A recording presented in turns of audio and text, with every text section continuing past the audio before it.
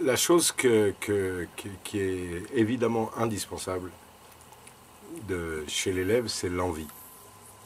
C'est-à-dire, s'il n'y a pas l'envie, moi en tant que professeur, je ne peux pas faire grand-chose. Et quelquefois, malheureusement, on voit des élèves qui viennent parce qu'il faut venir.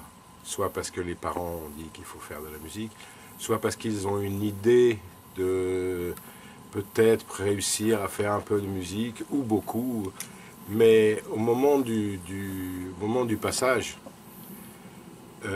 si l'envie n'est pas là, réellement, profonde, moi je deviens un très mauvais professeur. Je sais pas, je pense pas que la première chose est de susciter l'envie chez quelqu'un. C'est plutôt le contraire.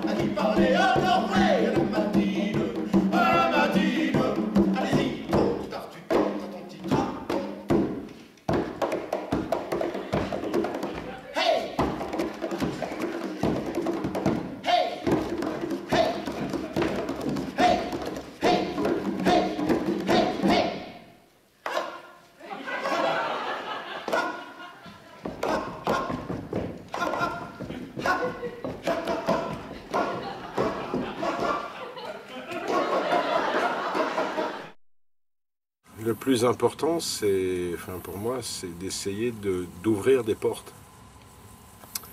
C'est-à-dire que, évidemment, quand on voit arriver un élève et qu'on ne le connaît pas, ça va prendre un certain temps avant de savoir un peu qui on a en face de soi.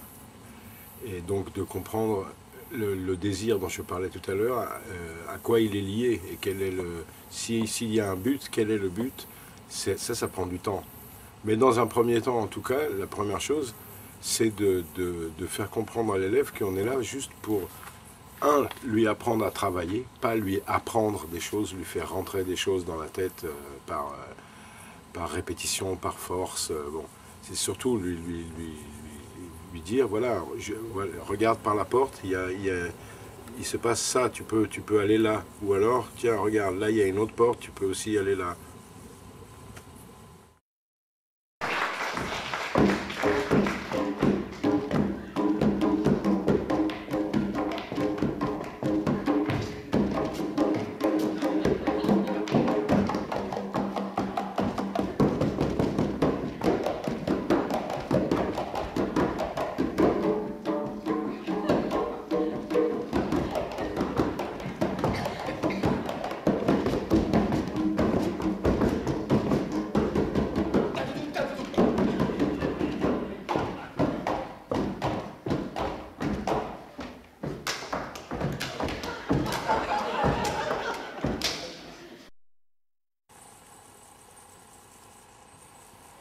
Sul suonare insieme, il problema è che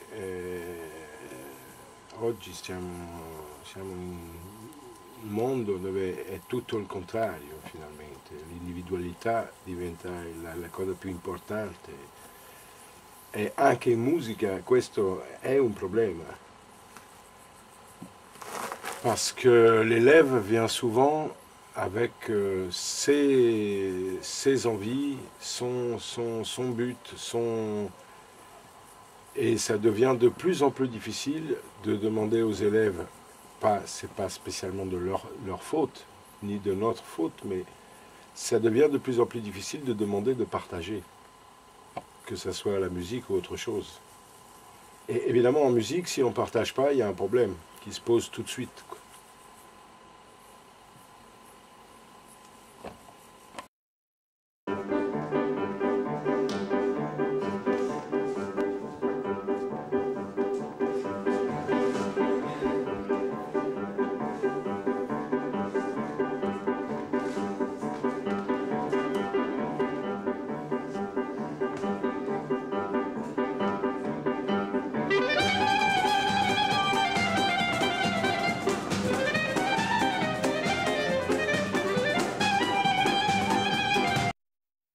Le problème du jouer ensemble et donc de partager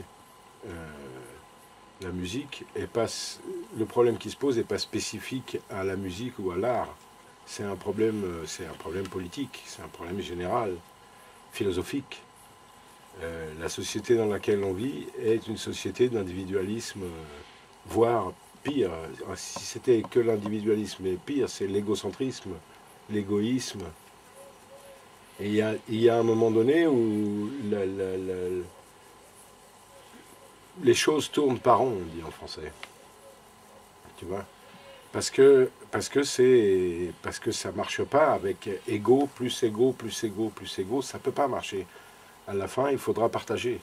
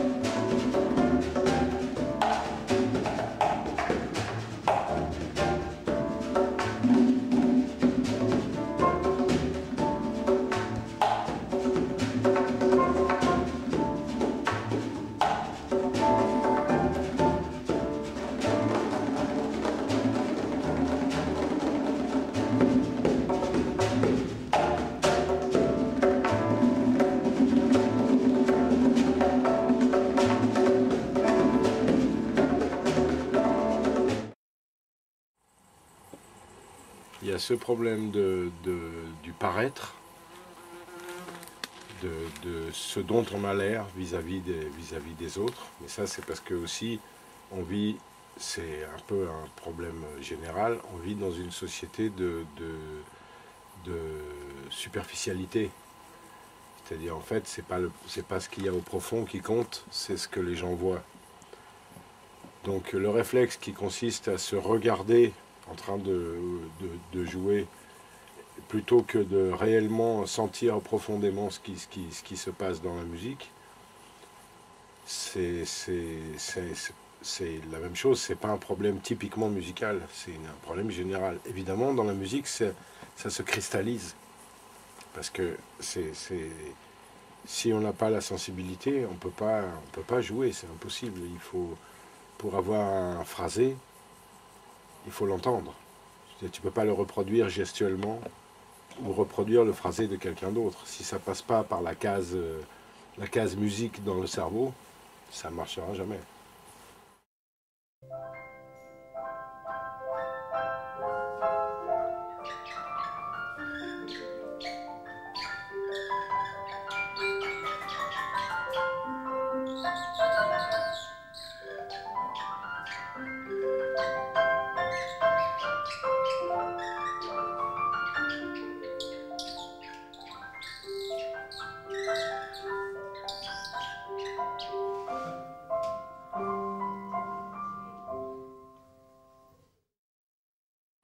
Les élèves que je vois sont pas égaux par rapport à ce problème-là.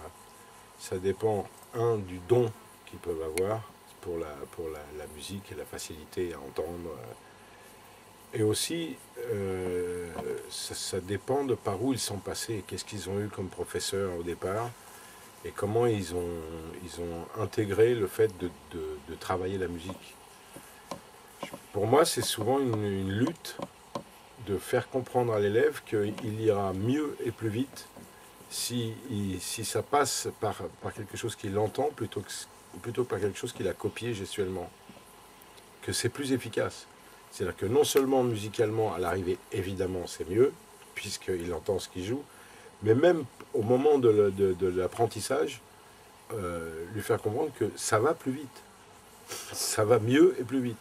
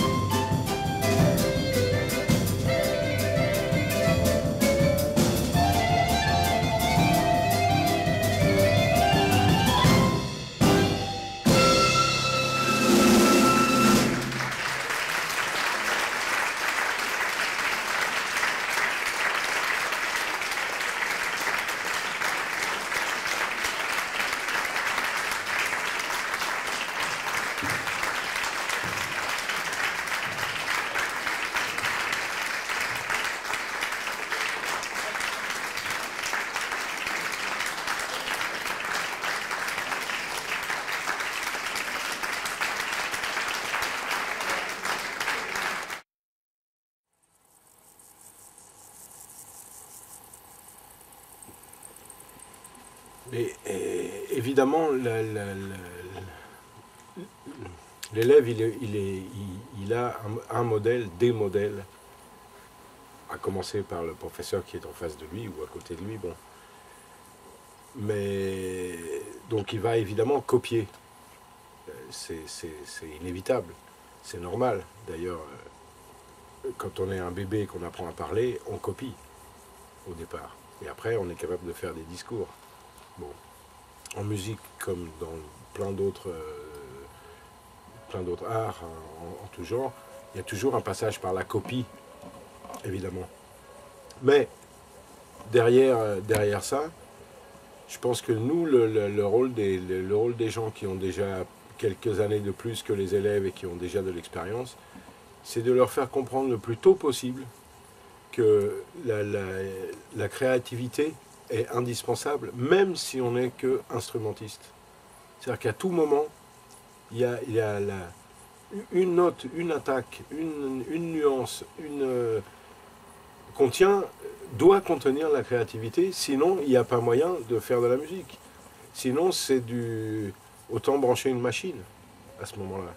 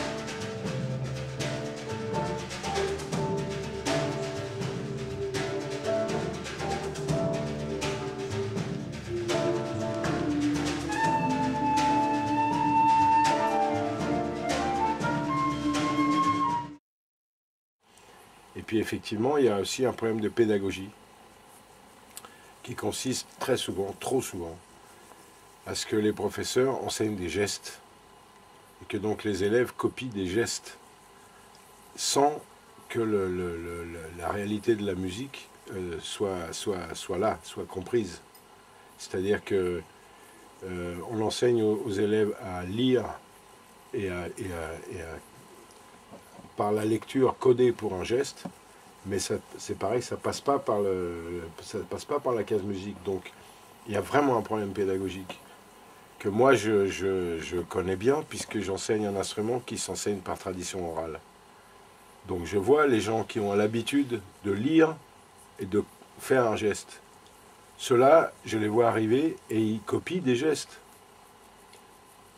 À moi de leur prouver que ça va beaucoup mieux et beaucoup plus vite d'entendre d'abord avant de faire le geste. C'est-à-dire que le geste soit codé par quelque chose qui est réellement musical.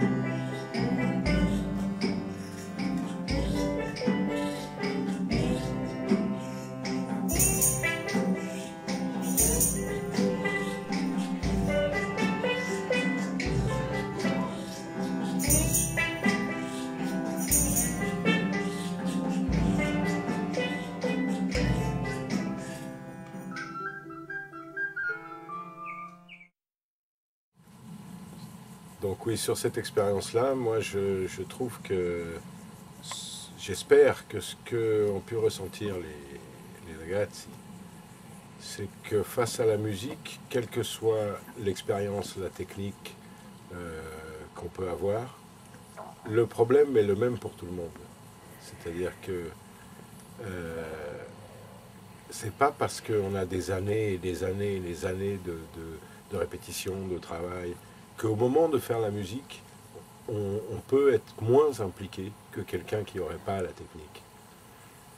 À la limite, ça serait presque le contraire. C'est-à-dire que plus on avance, et plus ça devient, plus on est exigeant, et plus ça devient difficile. Donc, ce que j'espère qu'ils ont pu sentir, comprendre, c'est qu'il faut l'humilité dans tous les cas. C'est-à-dire que si on est trop sûr de soi, on n'arrive pas à un résultat correct. Et je pense que le concert, si on l'a réussi, et je pense qu'on a assez bien réussi, c'est aussi parce que tous les musiciens professionnels qui étaient là, avec de l'expérience et tout ça, ne se sont pas du tout impliqués comme nous on sait et vous, vous ne savez pas. À la limite, presque au contraire. On est rentré assez facilement dans un univers où on était tous dans le même bateau et il fallait réussir à nager. Et on a nagé, grâce à ça.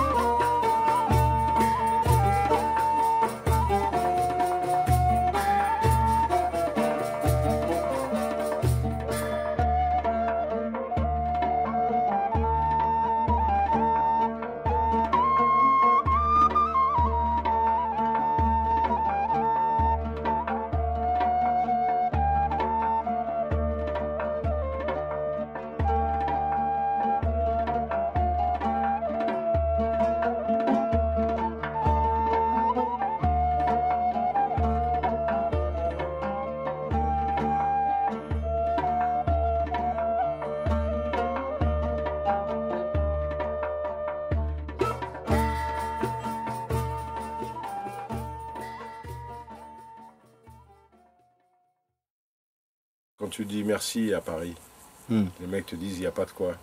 Si. Ce qui est absurde. Parce que si tu dis merci, c'est qu'il y a de quoi. Sinon, tu vois. Non mais c'est vrai, c'est très con. C'est un truc français très con.